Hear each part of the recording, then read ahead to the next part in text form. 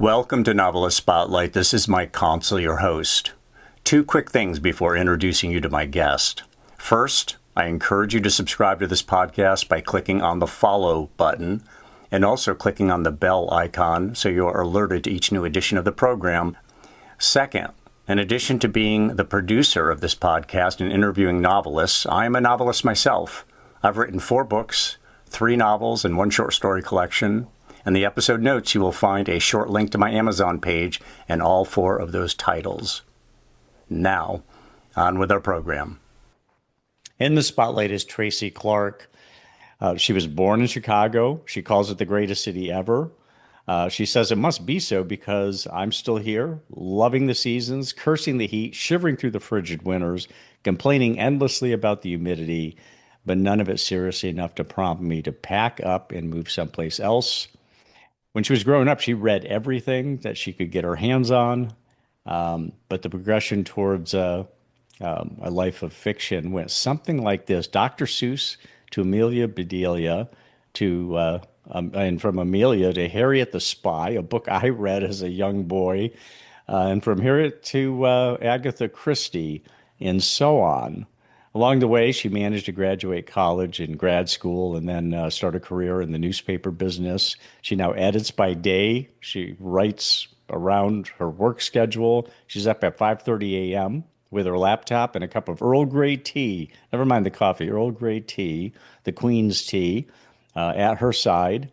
And she says, hopefully putting down something that I can use before I have to then swivel over to editing op-eds, comic strips, crossword puzzles and features and so on. Obviously, an awful lot of that stuff is usable because she's got a host of novels. So in addition to being a native Chicagoan, she's also the author of award-winning Cass Raines Chicago mystery novels featuring ex-cop and private investigator Cassandra Raines, and the Detective Harriet Foster series featuring Harriet Foster, a homicide detective with the Chicago Police Department. 2 tough, smart African-American female characters work in the mean streets of the Windy City.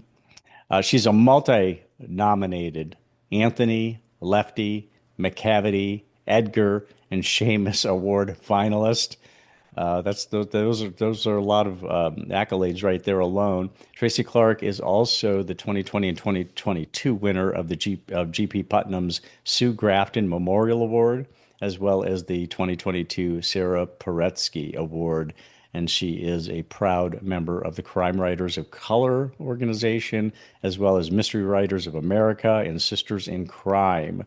Her debut novel, Broken Places, made Library Journal's list of the best crime fiction of 2018.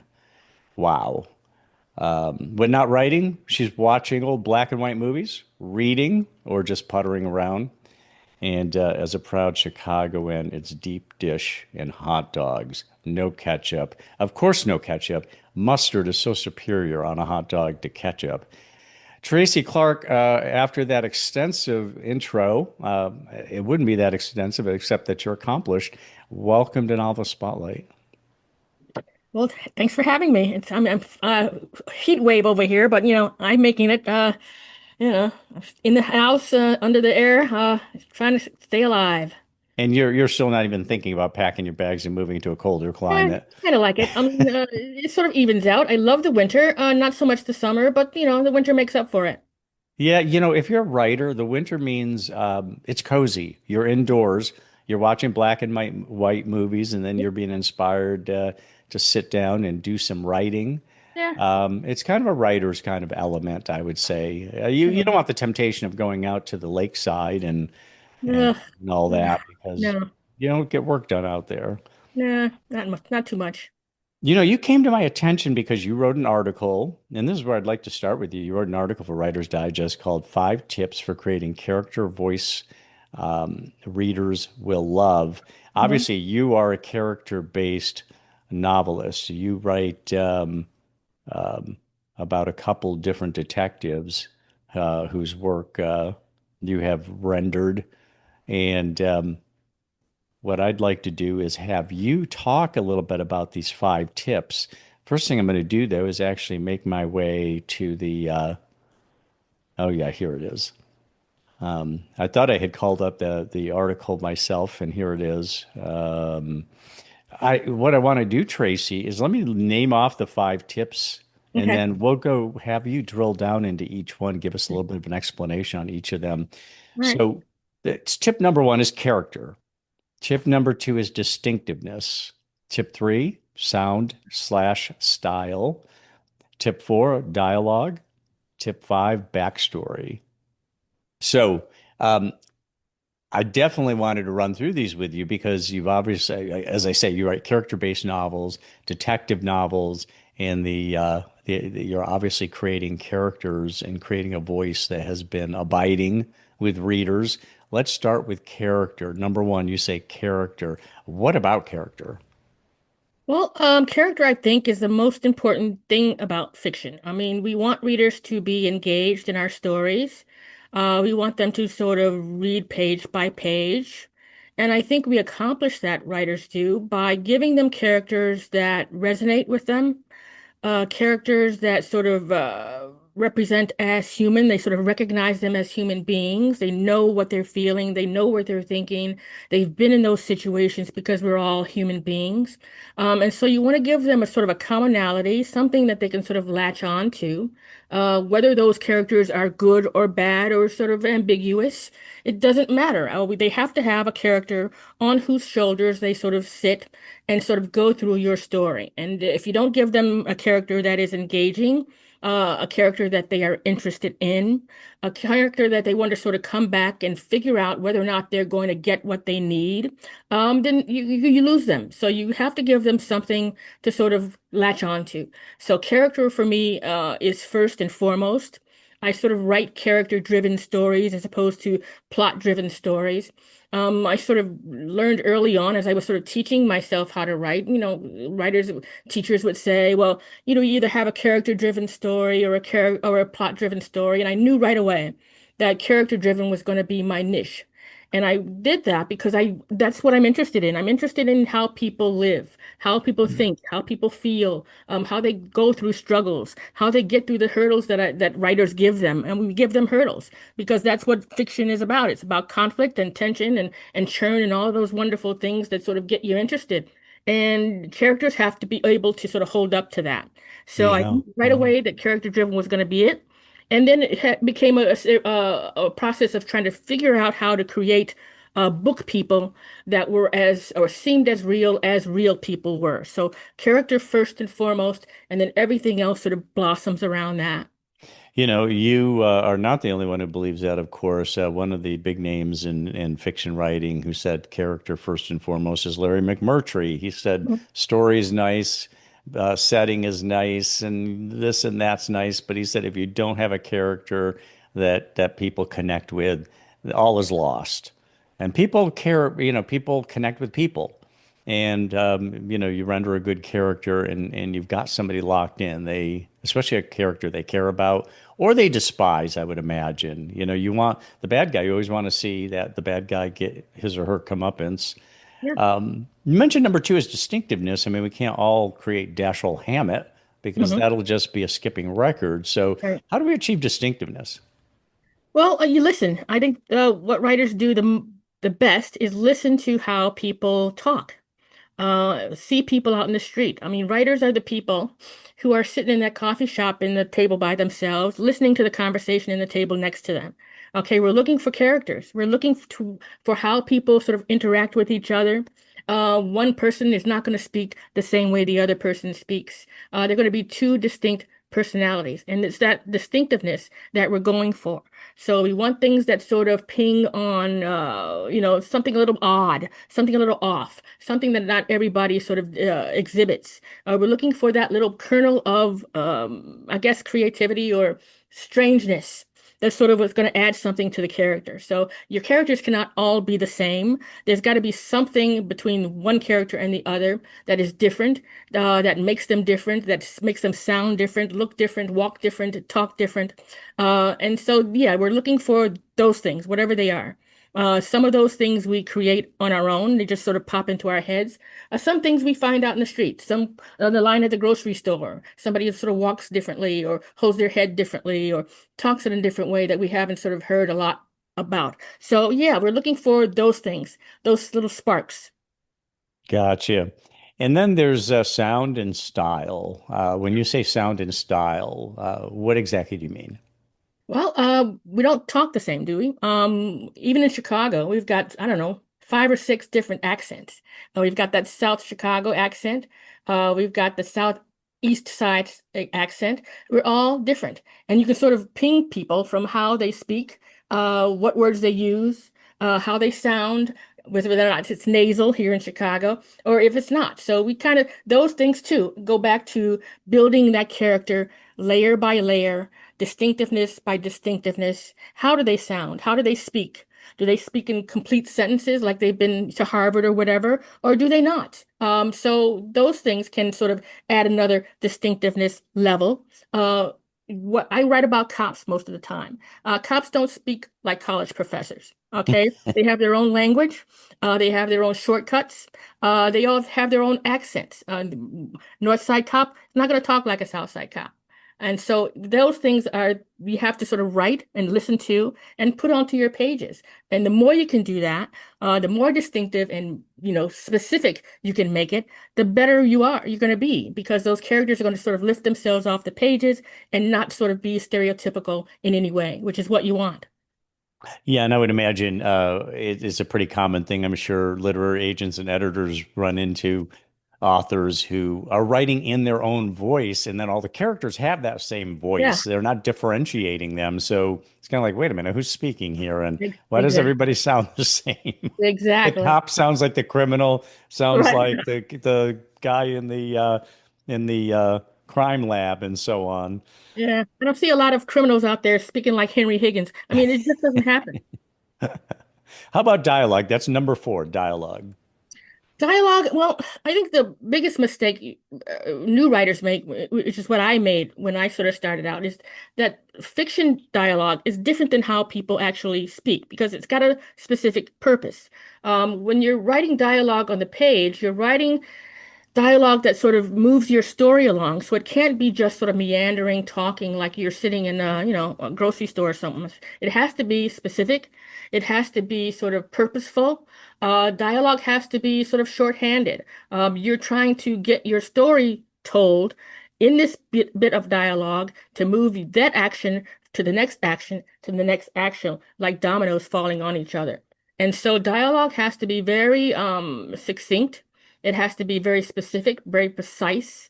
Even if it sort of appears that you're sort of meandering and sort of talking about the weather, you're not really. It's got to be about something else. So once you sort of build these characters, you've given them this distinctiveness, you've made them sound different, they talk different, blah, blah, blah. And now they have to sort of think differently and sort of express themselves in a different way. So that you can sort of pick up a character off the page just by dialogue and know exactly who you're talking about because they don't talk the same.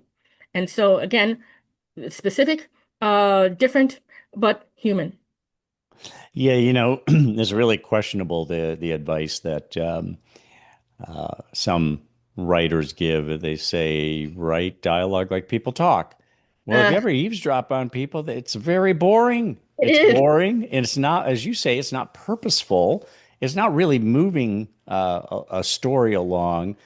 I I've kind of toyed with that where I've just listened to people talking, and it's like this would never fly in a book. A person would put the novel down because it's kind of like, where is this going? They're meandering all over the place, and Right. they're not really saying a heck of a lot. And then there's also the question of how much does the author, just tell through expository writing versus the characters kind of telling the story. Who just died very recently is Frederick Forsyth. And I haven't read a lot of his novels, but I will say his novels are almost entirely expository writing. There's almost no quoted matter at all. He just tells the story. Yeah. And who can argue it? In his case, it works because I mean, Day of the Jackal was a huge hit, and he Mhm. was very famous with several of his other novels as well.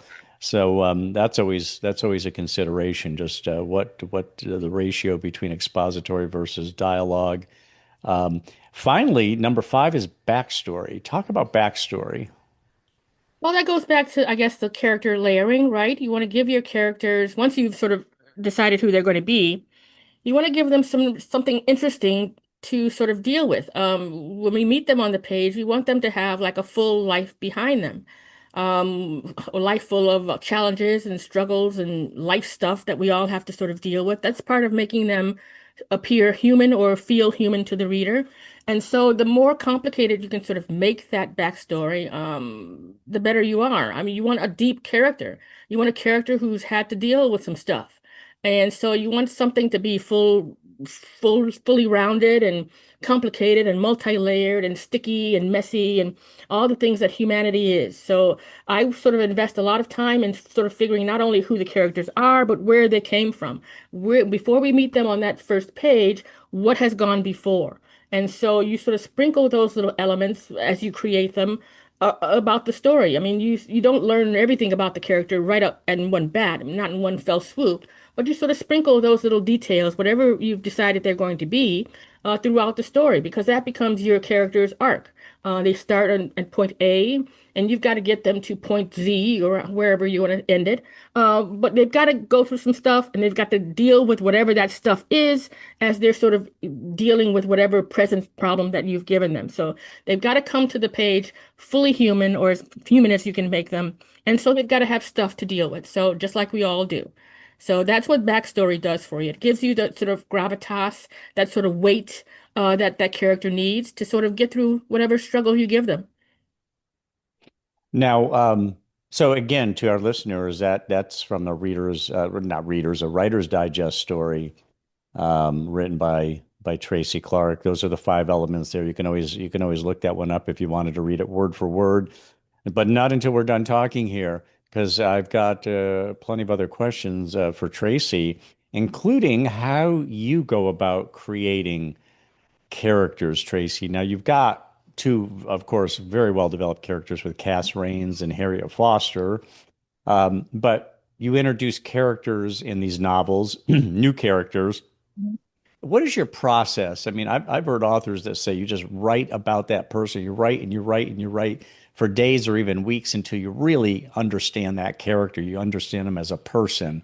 Does it need to be that extensive? Because these are not your main characters. Your main characters are already fully established. But how would you go about writing kind of the secondary or tertiary characters? I put them in a room. That's what I do with primary characters and also secondary characters. You don't know who they are until they do something. So I put them in a room and they have to do something. And I think as they do that, you figure out who they are. How do they think about things? How do they process challenges or problems? Are they sort of the courageous kind, or are the kind that sort of slink into a corner or whatever when they're confronted by something? You make them do stuff. And that's how you learn who they are. So I'm a pantser, which means I don't have any kind of outline or a plan going into these books as I write them. For the series, I have my panel of characters, my stock team, and so I kind of know who they are from book to book. Secondary characters come into as I need them. So I might write a scene where my homicide cops are there and they need somebody to sort of ping off of, and there the character comes. And then of course, then I have to figure out who they are and how they think and how they move and how they talk and all the rest of that stuff. But you have to sort of figure out who they are by putting them in situations where they have to do something. They have to take some kind of action. They have to go here or there, front or back. And through those processes, through those actions, we kind of figure out, what kind of person they are, and we go from there. So we put them in there. It's like having dolls in a sort of a dollhouse. You put them in the room, you sort of create an action, and then figure out what happens next. So that's kind of how I do it. I'm pretty sure there are more evolved writers out there who have a plan and know exactly what's going to happen and what the motivations of their characters are. I don't know that until I make them do stuff. So interesting. I was going to ask you about that, whether you do an outline or you write organically. So, given that you're a pantser, have you had situations where, because you don't have an outline, because you don't necessarily know where it's going to end up, where you've written yourself into a corner and decided, well, I'm going to have to throw this out, or I'm going to have to just rethink this thing all over again? I live in the corner. I don't have no plan. I write myself into corners a million times during a book. I just do. I've tried outlining. My brain just does not work that way. So I have to hit the thing on the page and I sort of write and I write and write. Sometimes it's great. The scenes sort of fall on each other and they go well. Sometimes I sort of get stuck and so I've taken a wrong turn and I have to go back. But it's all sort of two steps forward, one step back, following the characters as they go through the story, setting challenges for them, putting them in situations where they're going to have to do something miraculous to sort of get out of it. But I have to sort of get to that point, as I get to that point. I don't know it's coming ahead of the time. I write till, it makes sense. Sometimes it doesn't. I have to go back and sort of reevaluate and adjust. Sometimes it's smooth sailing for maybe two or three chapters, and then I figure out a better way to sort of cook this goose and sort of have to go back now and sort of make those adjustments so that I can put that new stuff in. So it's a million times doing that, doing a book, back and forth, corners and out of corners. But that's kind of the way my brain has to do it. I've tried to sort of train myself to do something else, and it just will not work. And so I guess I'm a pantser to the end, and I just have to deal with the stress and the all the questions and stuff like that as long as I write. So unfortunately, that's me. Right, panthers are not the most normal people, but it all works in the end. We get to the same place, just have a different process getting there. Well, I think there's a lot of novelists who want to be pantsers. They want to write organically, but it doesn't work for them. They need the blueprint. And I think that the majority of out there, they actually dope it all out ahead of time. Yeah, And they want to know where they're going. They that's need the got to be the smart structure. way. That's the smart way to do it. I mean, it really is. When I looking at it from the outside, looking in, it's the smartest way to do it. I just can't. My brain doesn't work that way. Well, but also because you don't work with an outline, you allow for serendipity. I mean, you allow things to happen. And it sounds like what you're saying is, yeah, I write myself into a corner, but then along the way, I continue to solve problems as they arise or get out of the traps that I get myself in. And, just do your sharp thinking and it gets done. Now, you mentioned I write and I write and I write, which, you're up at 5:30 in the morning Yep. with your laptop Yep. and talk about your writing routine. Up at 5:30, the Earl Grey tea is steeping, and you put in how much time each day? Well, let's see. Still got my day job. I edit by day and I write, all around that. So 5:30 to 8, that gives me about 2.5 hours every day of solid writing. That's me sitting down at the desk with the laptop, pecking on the keyboard, trying to get this story down. And then I'm thinking about it after at 8 o'clock cutoff, all through the day, all through the night. I wake up in the morning thinking about it. I'm thinking about it while I'm eating my lunch because the story doesn't go anywhere. It's just in my head, waiting to get to the next 5:30. Yes, incubating. Yeah, so that's 2.5 hours. It's just active writing. I'm thinking about it all the other times along with my day job and whatever else I've got to do, life-wise. But it's always there until I finish. I'm thinking about better ways to do it. Was that last scene that I wrote the day before really dynamic enough, or were the stakes raised high enough to sort of get me to the next point? If not, when I meet at 5:30 the next day, I've got to go back and sort of figure out what better thing I can do about it before I move on. I mean, they tell you sort of to just keep going all the way through until you finish and then go back and revise.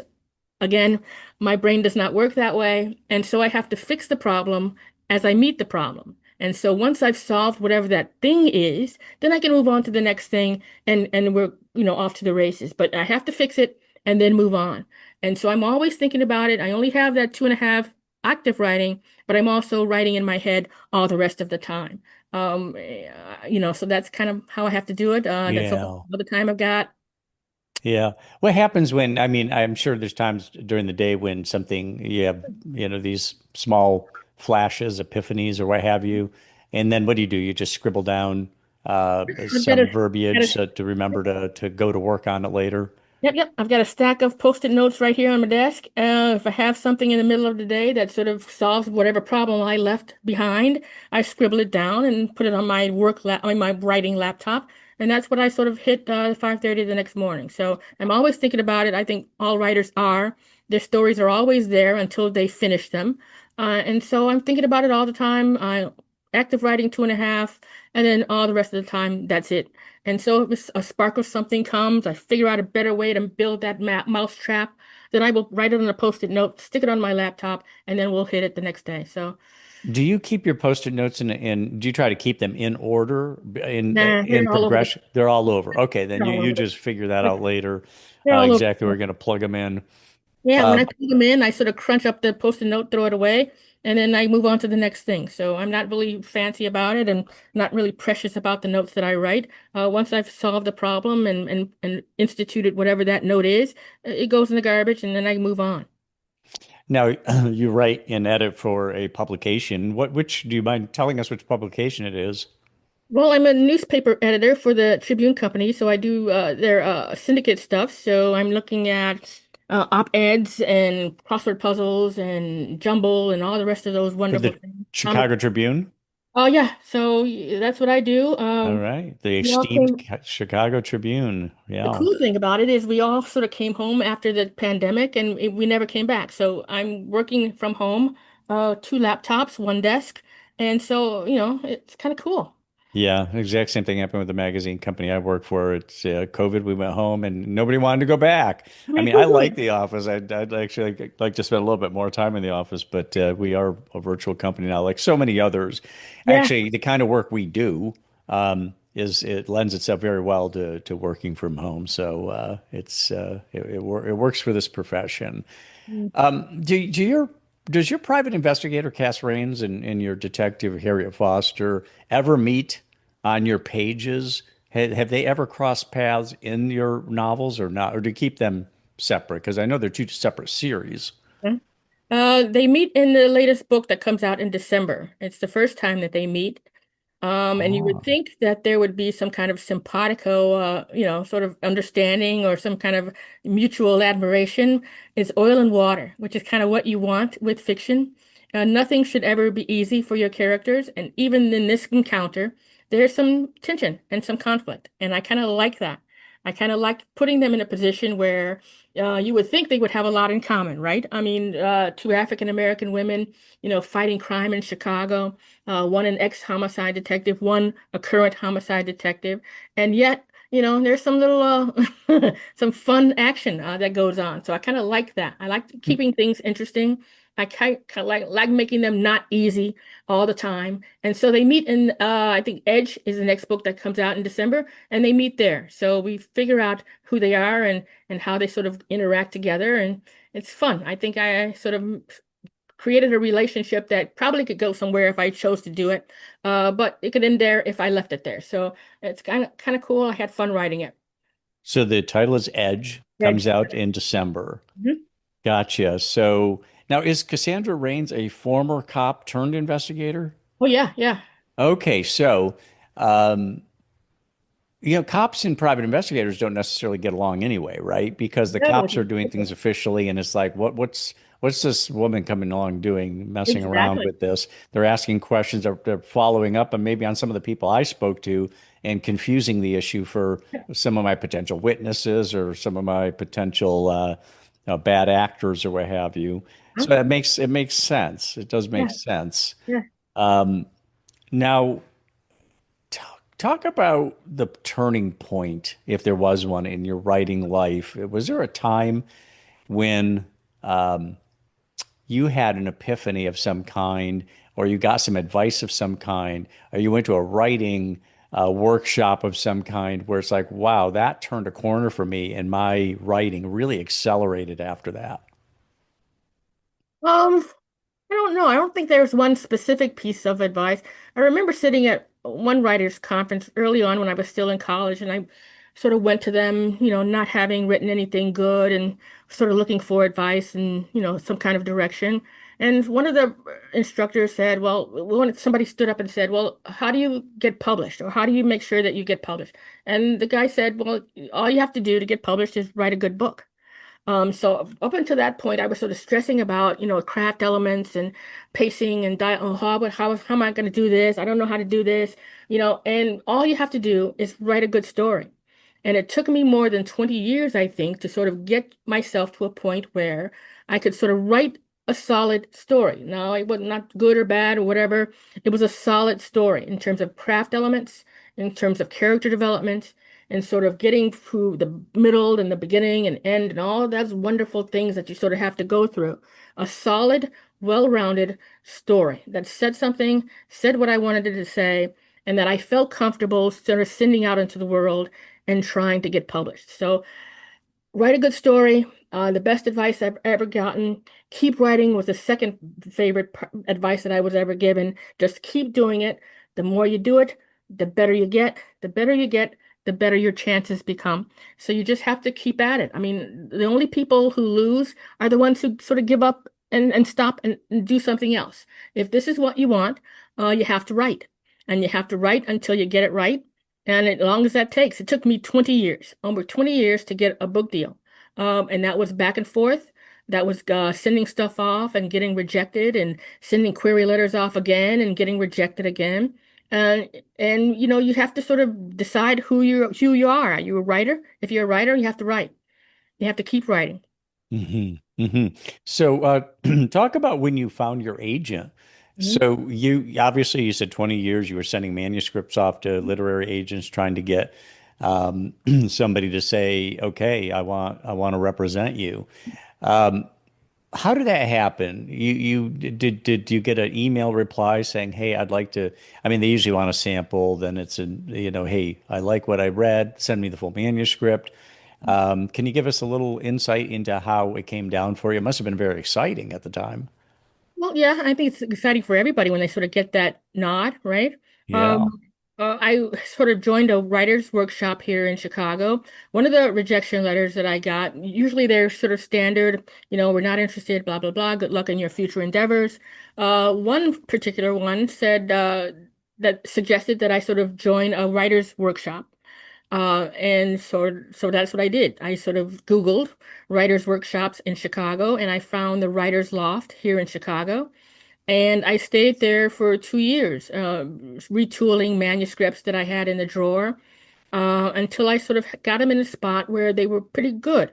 The instructor, Mary Carter, who is now a great friend of mine, suggested that maybe she should sort of show it to her agent, which she did, which she didn't have to do, which was a great thing. And I, thank her every day for that. And he took me. So I sort of got referred in, but that was after 20 years of sort of, getting rejected. Mhm. And I got that email while I was actually working at my day job, sort of popping up on my little email thing there. And he said, I would, really like to represent you. Would you be interested? Now, after 20 years of sending stuff off and getting rejected and having those rejection letters piled up, getting an email with somebody who asked you, not only, say, I'll represent you, but asked you if they could represent you, it's kind of a shock. And I had sort of got up from my desk and sort of strolled to the bathroom and sort of got some water and it came back before I answered it. Of course, the answer was going to be yes, but after so long of nobody wanting anything, to have somebody sort of email you right off the bat on a Tuesday to say I would like to represent you was kind of a cool thing. And Yeah, and you wanted to savor it a little bit. Go to the yeah, bathroom, I sort of splash let some it water on your face, savor it a little before you exactly. reply. I let it You know, it simmer only happens once in your life. I mean, every not every that you 20 wouldn't years. get It another only agent happens every again. 20 years. Okay, so Yeah, I mean, it's I took that's a it, big deal. I sit back on, I think I would like that very much. And then it was off to the races, but I am of the belief that when it's your time, it's your time. When you're at a spot where it's time for you to sort of make that next step, the opportunity will present itself. I'm not really woo-woo in terms of, fate and karma and whatever like that is, but I think you have to wait for that. You only need the one person. You only need one person to believe in the same thing that you believe in. And once you find it, then you're good to go. You've sort of on to the next phase. And so that's how it happened for me, a slow kind of burn. And then once it happens, it was like rocket fire. I mean, everything happened all at once. By the time that first book sold, I just kept writing, as I said. So I had 3 books already completed. So when they took that first one, I said, well, if you like that one, I've got 2 more. And so they took all 3. And that was the first series. I wrote another one in that series. That's the Cassandra Raines. And then I moved over to Detective Harriet Foster. And there are 4 books in that series so far. I've got a contract for three more. Those three are planned to be standalones. One or two of those, or maybe one, could be another Harriet. But but I've got at least three more that I've got to do. So it's a good problem. Standalones, as in it won't be part of the Cass Raines Yeah. or the No, Harriet there's Foster series. Yeah. absolutely. They're planned to be standalones, and we'll figure out what those things are. Again, pantser, no plan. So I will meet those characters on the page as I meet them, and we'll see what those three things happen to be. Interesting. So from the time your agent said, "Hey, I'd like to represent you," and you said, "Let's go," how much time elapsed before he said, "Hey, I got a deal"? I think it was about a month or so because then we Wow. sort of had like a bidding war, which was new to me. I didn't know what the heck that was. But, he kept sort of emailing me every 2 days and saying, well, here's somebody else who's offering this. I think you can do better and blah, blah, blah. So that went on for maybe a couple, two or Mhm. 3 weeks. And then I think by the end of maybe 5 or 6 weeks, I had that first book contract. And then it was, it went on from there. But, after having nothing for 2 decades to sort of having people fight over a book that you'd been spending 20 years on, it's mind-boggling. It just Yeah. absolutely was. I can't explain it. It's just weird. It's weird today. Um, but yeah, that's how it happened. And that's why I say when I find new writers who are sort of, depressed and sort of frustrated because they're writing their best stuff, they just haven't sort of gotten to that brass ring yet. And I just tell them, keep writing, keep doing it, keep at it because you only need that one shot. And once you get it, then you'll be there. But if you stop, you don't get there at all. That's fast. So you got an agent in a month. A month later, you have a bidding war on Yeah, your hands, well, which sounds great. relatively, in terms of 20 years, it was fast. So a month and a half Yes. or 2 months, yeah, it was fast compared to 20 years of waiting and getting rejected and getting frustrated and putting the manuscript away for 2 years, which I did, digging it out again and starting all over. So yeah, it was really fast. So when you were Fast. when you started writing detective novels, um, did you find that you were trying to sound like somebody else? Did you have your own voice in the beginning, or did you feel like, I'm trying, what I'm producing is sounds too much like stuff I've read, and it took a while for you to find your own voice, or did you have your own voice right from the start? I think I had my own voice right from the start because I've been living with it for an entire life. This character of Cass Raines, I started hearing her voice at the age of 12. So it's not like she just sort of popped on the page in 2018 when this book came out. I mean, I had been living with this sort of snarky, irreverent, tenacious private investigator for years. Where did it come from, though? Was I don't, this well, they you? tell you to sort of read what you like, want to write. And so I read all of those wonderful crime fiction books by female writers, Sue Grafton, Sarah Paretsky, Valerie Wilson Wesley, Paula Woods, all of those that came out in the early part of the 80s, that great wave. And so those were the things I was reading. I was also reading a lot of Agatha Christie. I read a lot of Chester Himes. So you sort of I don't know if you sort of get a feel for the genre. It's not so much the voice. I think it's the genre. PI fiction is sort of distinctive. You've got that first person uh, worldview of this sort of everyman, this little guy sort of meeting up against the Goliath, a big business crime, whatever. So you've got that sort of foundation there of the genre. And then the character you create is sort of built upon that. So this voice of Cass Raines, I started hearing her at 12, 13, 14, 15. I'm writing my little stories in notebooks and sort of putting them under my mattresses, trying to figure out how to create the other part of it. And so that voice sort of popped up. That's the voice I wrote about. It wasn't so much my voice because I don't think I had one at that point. I mean, young writers don't usually have a fully formed voice yet because you're still sort of trying to teach yourself what this thing is, what this thing Mhm. of fiction is. And I think that takes a lot of sort of, I wouldn't say, thought and maybe preparation and also reading again, but you have to come upon that. You don't just sort of start with that, I don't think. Hmm. Hmm. So, all of us have characteristics. Is there a particular characteristic or two that you possess that was really indispensable to your success? What characteristic was the one or two characteristics that made you successful at what you do? I would say stubbornness, just my refusal to give up. I mean, all these rejection letters were saying, yeah, no, we're not interested. It's not good enough. We don't want it, blah, blah, blah. But I kind of knew that this was going to be my thing. Like, this is what I wanted to be my thing. And I knew I was good at it. That didn't mean that I didn't have work to do or things to work on and things to learn because I always knew that that was the case. Every rejection letter I got was just another postponement in terms of how I thought about it. I knew that I had something. I knew this character was valid. I knew the stories that I was telling were valid. I just had to sort of teach myself how to do it well enough so that when I send it off, maybe the next time, that would be my time. And so I think stubbornness, stick-to-itiveness, a refusal to give in, a refusal to give up, and sort of this belief that they were wrong. They just didn't see what I saw. And I think that's what got me through all those 20 years. I should have, in all actuality, I should have given up halfway through. I mean, yeah, I'm writing, pulling my hair out, trying to write these stories. I should have given up. And in fact, I did for 2 years. I put that manuscript in a drawer, and there it stayed for 2 years. I didn't touch a thing on it. But the stories didn't go away, the characters didn't go away, and the sort of drive to want to write didn't go away. And so when I picked that manuscript out of the drawer again after 2 years, then the ferocity came back. It never went anywhere, but it sort of multiplied. I was bound and determined that I was not going to give up until I got what I wanted. Now, And I have think you about had have you had bouts of writer's block along the way, or was that never an issue for you? I wouldn't call it writer's block. It's just a sort of, me again, writing myself into a corner and trying to figure out how to get out of it. It wasn't block.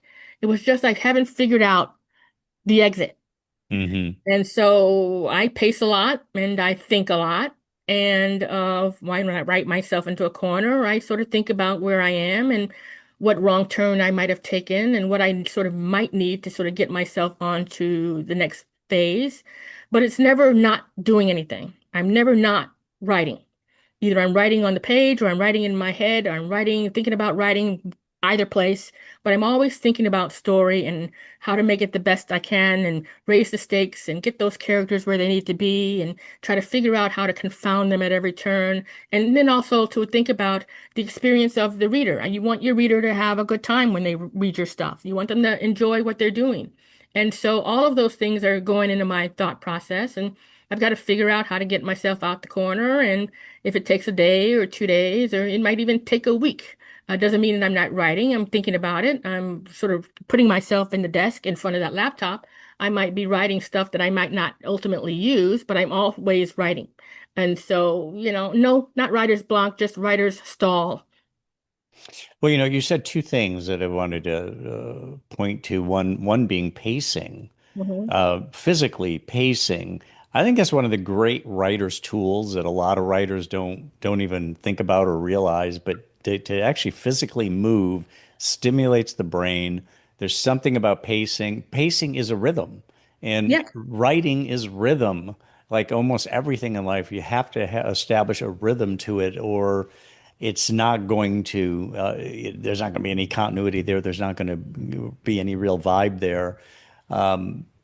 So interesting because I do a fair amount of pacing myself for that very reason. But you also mentioned that you keep writing and you say I may or may not use it. Mhm. Um, so you produce a lot of copy that you're willing to throw out if it just doesn't make the grade. You're not one of those writers who says, well, if I by the time I've written it, I know I'm going to use it and I use it and I really don't leave anything on the cutting room floor. Mhm. Um, no, I don't have no problem deleting stuff. I'm an editor by profession. And so as a writer, I'm sort of editing and writing. So when I write something and I know instinctively that that's not going to go. I have no problem cutting it. Because it makes the story better, it makes the character's journey better. You're always looking for whatever's going to make your story better. And so if that little scene or that chapter doesn't fit or it doesn't sort of gel or it sort of lags your story halfway through, it has to go. And you can't be too precious about it. You might have written the most perfect sentence in that chapter that you have ever written in your entire life, but if it doesn't fit for that story or that character or it moves your story along, it's got to go. Now you can sort of save it in a drawer somewhere or in a file somewhere and look at it on occasion to see how brilliant you were, but for that story, it's not going to go and it has to go. It has to go. Yeah, That's and just, it's possible it could get used at a future time, yeah, if but you just one yeah. up, I mean, but for that one, for that story you're telling, it doesn't fit. It has to go. You can't be too precious about it. It would tell you, kill your darlings. Kill them. Kill them. Somebody's got to kill them. Well, It better and be it you. makes it easier to kill them if what you're doing is you're okay. I'm having a hard time I want to keep it, but I Mhm, realize it doesn't really work in this context. So, like you say, if you put it in a notebook or put it in a scraps file, mhm. it's easier to part with it because you know it's still there. Yeah, It's still yeah, there someday if you want it. If you want to look back at it and as you say, see how brilliant I was at the exactly. time. Your job as a writer here, right? You're writing this book. You have to serve the story, not yourself. It's about the story, it's about the plot, it's about how it moves, it's about how your characters interact, it's how you tell your story. And if it does not sort of contribute to that and sort of lags it down, it has to go. Along those lines, I mean, it's kind of analogous. My wife told me about a woman she knows who she doesn't like to give up things in her home, but Hmm. and so she started to accumulate stuff. But she figured out that if I just take a photograph of it, so that I can always look back at it, she's able to get rid of it because she's got the photograph, and so she's got the memory of it and the image of it, and not completely analogous to what we're saying, but it's that same sort of thing where as long as I save this scrap of copy that isn't really suitable for what I'm working on now, easier to part with it if I know it's set aside Yeah. and I can always go back to it if there's a real reason to do that. How long does it take you, Tracy, to complete a novel? If you were to average them out, maybe not counting your very first ones, which may have taken a lot of time and sat in a drawer for years. Mhm. Um, now that you're in a real rhythm, and you're under contract and you have deadlines, how long does each novel usually take? Well, I get 10 months for each book under this current contract. So Is I that take sufficient? for me, no, but 10 months is what I got. So that's what I have to work with. What would be ideal? Well, first contract I had gave me an entire year. I got 12 months. So the second contract I got with the new publisher gave me 10 months, which is a little constricting, but you do what you got to do. Hmm. Because this is a business. It's not just craft. It's not just the writer's sort of vision. It's a business, and they need the book in 10 months. And so that's when you give it to them. And so I take 10 full months. They get on whatever that deadline date is by 4:30 that evening or whatever that date is. That's when they get it. End of business day on that deadline day, just like they need it. And you sort of stick to that because that's the gig. That's the business. That's the business part of it. Because other stuff has to happen once you've delivered it, right? I mean, they have to edit it and they have to sort of create their marketing campaign and their promo and all their publicity and all that stuff is based on what you deliver to them. And they need it when they need it. And that's when you should give it to them. And then you move on to the next thing. Hmm. Um, how has your writing changed with age? Um, I think it's gotten better, deeper. I think I've got a better respect for the craft elements than I did before because when I first started out, I sort of had to teach myself what those things were. I didn't know what pacing was that first book. And I think that was probably the main problem of why it took so long to get published. There were things I still needed to learn. I think I've learned those basic craft elements now. And now it's a situation of wanting to sort of get better at it. I don't think you ever get to a point where you know everything and are, completely professional about it and there's nothing you don't know. I think we're always sort of learning how to make things better, deeper, uh, more engaging for readers, more engaging for you as you're writing it. So I think it's gotten a little better, a little deeper, a little stronger. And I'm looking forward to it getting even stronger still as I go along. So there are still things I don't know, still things that I'm sort of working with. And yeah, that's a wonderful thing about writing. You never get to the end. There's never a situation where you've learned it all and you don't have to know anything else. Yeah. It's always Always something. learning, always Absolutely. learning. There's Always always something. something to write, and Absolutely. and you can do it your whole life. I mean, you can be Yeah, 90 years old yeah. as long as you're mentally replete. You can be 90 or 100 and be Yeah. writing. And as you go, your life experience sort of spills over, so you know a little bit more about living and being a human being, and those things sort of come onto your pages. A 20 some year old writer probably doesn't know as much as maybe a 50-year-old writer, and it could probably show somewhere in that manuscript.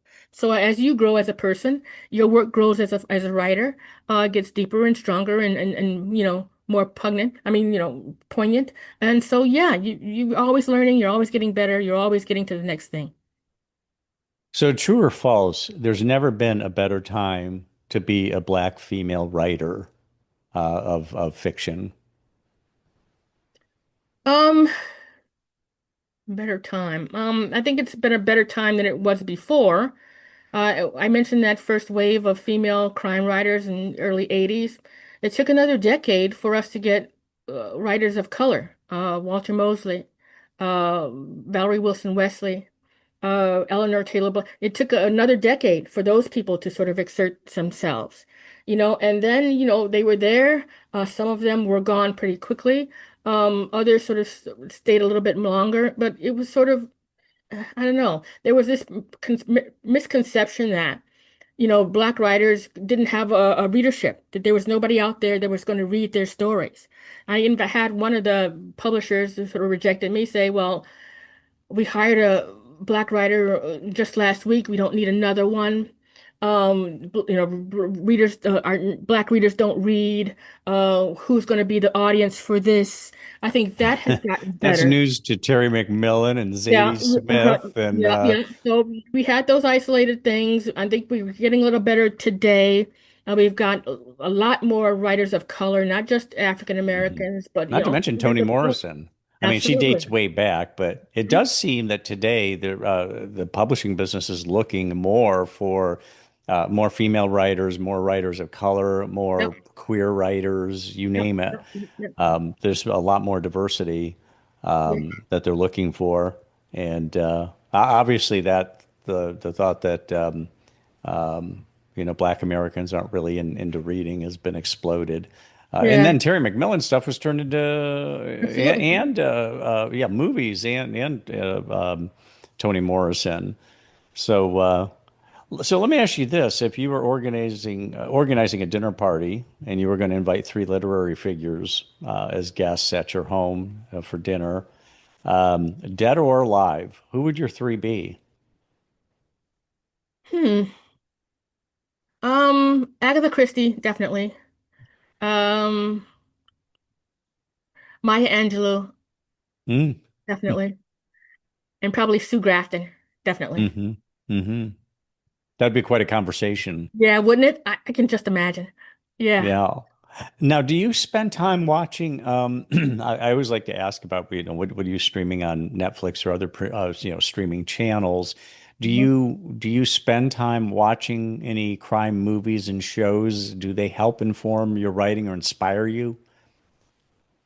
I don't have a lot of time for streaming, but when I do, I sort of do the opposite of what I write. So I write sort of gritty, Chicago-based, crime novels. And so I will, when I'm done or my brain is sort of maxed out, I will put on Father Brown from PBS or Midsummer Murders or something like that. Something where somebody's murdered in a village by, falling into a vat of berries or something. Something that's totally opposite of what I'm writing. Just to sort of relax and sort of cleanse the palate, so to speak. I kind of like those things that sort of have an interesting puzzle, comfortable characters, and then, something different from what I'm writing. Now, if you're writing was a musical genre, would it be jazz? Would it be bebop? Would it be blues? Would it be rap? If you were to, I realize that that's a little bit of an offbeat question, but I'm curious whether you're writing, if you were to say musical genre, this is Hmm. what it is. Probably maybe a combination of blues and jazz, not so sunny, not so positive, but meaningful, meaningful. Hmm. Hmm. Final question. Do you listen to, when you're writing, do you listen to anything? Do you listen to music? Do you have maybe, a TV a news program running in the background, or do you like just the silence? I write in silence. The only sound I hear are the voices in my head. I don't listen to music. I don't watch television while I'm writing out of the corner of my eye. I am in a room. I'm in it right now. There's nothing on but my voice. No radio, no nothing. Just silence. The voices in my head, and then we're ready to go. Now, Edge is going to be your next one. It's out in December. Mhm. And just in terms of your next book after that, do you already have something in the works? Yep, I'm thinking about it right now. It's titled You'll Never Find Me. It's my first Oh. standalone. I'm still looking at characters, looking for voices. I have partial ideas of what those voices might be, but it hasn't quite gelled yet. I kind of have an idea of where the story is going and where it might end, but I haven't gotten any solid footing on beginning, middle, or end yet. The ideas are Gotcha. there, they're percolating. Scenes sort of pop into my head as I'm doing something else. I have a pretty good idea of how I want it to start and where it needs to go. And now it's a question of putting it down, making it solid, and then going back and revising it and making it art. Hmm. Hmm. And to our listeners, in episode notes, you will find the URL to Tracy's website where you can see all of her novels and learn more about her. Tracy, thanks a million for coming on the program. I really do appreciate it. Well, thanks for having me.